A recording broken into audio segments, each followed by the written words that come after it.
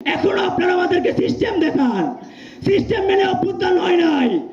যদি আপনারা আবারও খুনিদেরকে গ্রেফতার করার জন্য, দৃষ্টান্তমূলক শাস্তি নিশ্চিত করার জন্য আমাদেরকে সিস্টেমের দোহাই দেন, আমরা পরিষ্কারভাবে বলতে চাই, যেহেতু অভ্যুত্থান সিস্টেম মেনে হয় নাই, বিচার ব্যবস্থাটাও সেই যে সিস্টেমের জন্য এত বিলম্ব হচ্ছে, সেই বিচার ব্যবস্থাটা দ্রুত নিশ্চিত করতে হবে।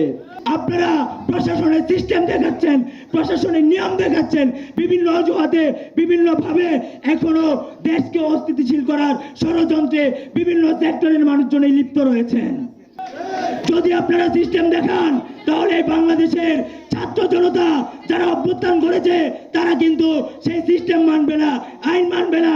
তাই আপনারা সিস্টেমের দোহাই না দিয়ে আমার ভাইদেরকে যারা নরক পিশাচের মতো গুলি করে হত্যা করেছে, কুপিয়ে হত্যা করেছে, তাদের বিচার নিশ্চিত করেন।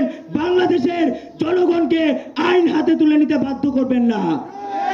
আপনারা মনে করেছেন আমরা ঘুমিয়ে গেছি, আজকে 100 দিন হয়ে গেছে, 100 দিন পার হয়ে গেছে, কিন্তু আমরা কোনো দৃষ্টান্তমূলক পদক্ষেপ দেখতে পাই না।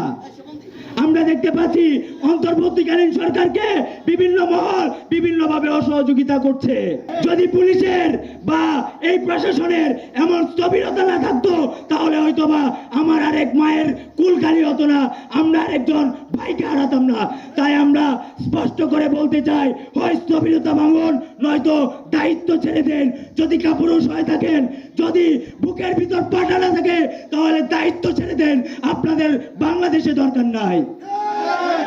আপনারা দেখেছেন খুনি হাসিনা, যেই খুনি হাসিনা 16টি বছর শাসন শোষণ জুলুম নিপীড়ন করে এই দেশের মানুষকে জিম্মি করে রেখেছিল, সে ভেবেছিল বাংলাদেশে তার বিকল্প নেই। কিন্তু বাংলাদেশের এই ছাত্র জনতা অভ্যুত্থানের মাধ্যমে বিকল্প খুঁজে নিয়েছে।